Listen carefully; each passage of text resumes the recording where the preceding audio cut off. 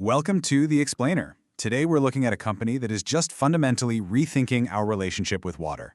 They're proving that keeping our coastlines safe doesn't mean we have to sacrifice beauty or public access. In fact, they're showing that the two can go hand in hand. All right, so here's how we're going to break this down.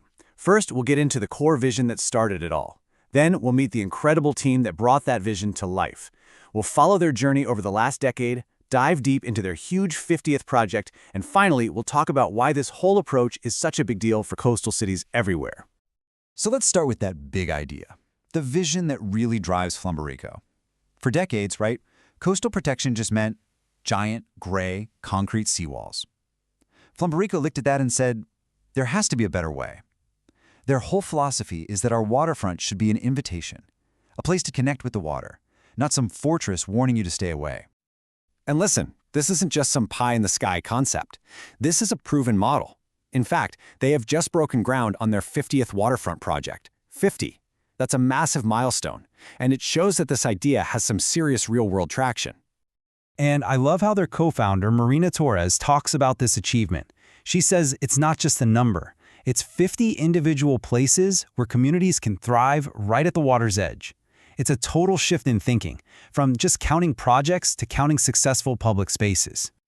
So who are the masterminds behind this? To really get that, we have to go back to the beginning, back in 2011 on the Brooklyn waterfront. Get this, the company was started by a team that, on paper, makes no sense. You've got the hard science of a coastal engineer, the pure artistry of a lighting designer, and the boots-on-the-ground practical know-how of a harbor pilot.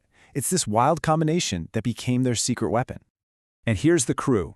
You have Isabel Montrose, the engineering brain, who'd spent years designing surge-proof structures. Then there's Quentin Rojas, who came from the world of international festival lighting. He brought the magic, the experience, and tying it all together was Captain Nia Brooks, a former harbor pilot who made sure every single design was actually workable and safe for the ships and boats out there in the real world. And their whole mission is literally baked right into their name. Flume is a channel that guides water, and umbrico comes from a Latin word that means illuminated. It just perfectly sums up what they do: manage the water and light up the spaces for people. It's brilliant. Okay, so you have this amazing vision and this perfect, if unlikely, team.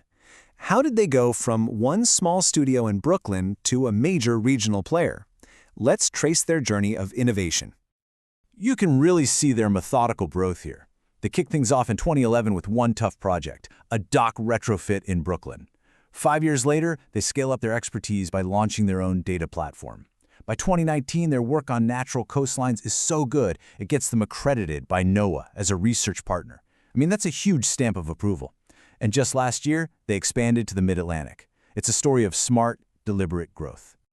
And the engine behind so much of this growth is their tech. Their proprietary platform, Flumberico, is basically the brain of every project. It's constantly collecting data and asking questions. How are the tides behaving? How's the lighting performing? And maybe most importantly, where are people actually hanging out? This lets them design spaces that literally learn and adapt to both nature and people. Okay, so all of this brings us to that massive 50th project, the Harbor Vista Promenade. This is where you see all their expertise, the engineering, the design, the data, all coming together on a huge scale. And when I say huge, I mean it. We are talking about a $48 million capital investment here. This is a major commitment, and the whole thing is set to be completed in 2027. So let's get into the guts of this project, because this is where it gets really cool. They're building these boardwalks on buoyant piers, which means they literally float up and down with the river. The lighting isn't static, it's solar-powered and actually syncs with the tide to create these amazing subtle light shows. And best of all, instead of concrete, they're building living shorelines, using things like oyster reefs and marsh grasses to absorb wave energy and actually improve the local ecosystem. And the results? You can measure them. This project is expected to create almost 2.5 new acres of habitat for local wildlife.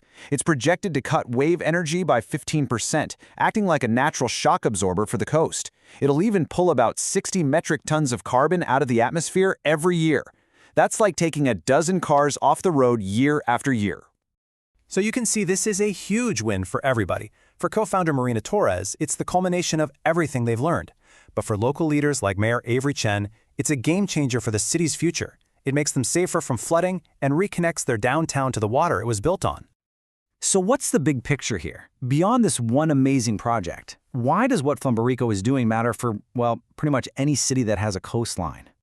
It all comes back to their core beliefs. For them, resilience always comes first, but the human experience, what they call hospitality, is right up there with it. They believe in shared stewardship, which means they design with the community, not just for them. And they are radically transparent, giving clients live data so they can see exactly how their waterfront is performing. So in the end, what Flumberico is building is so much more than just pretty parks. They are literally writing a new playbook, a hopeful, practical, and proven blueprint for coastal cities everywhere that are facing the realities of a changing climate. And that leaves us all with a really important question to think about. What if the best way to deal with a threat like rising sea levels wasn't to build higher walls to keep the water out, but to build smarter, more beautiful spaces that invite both people and nature in?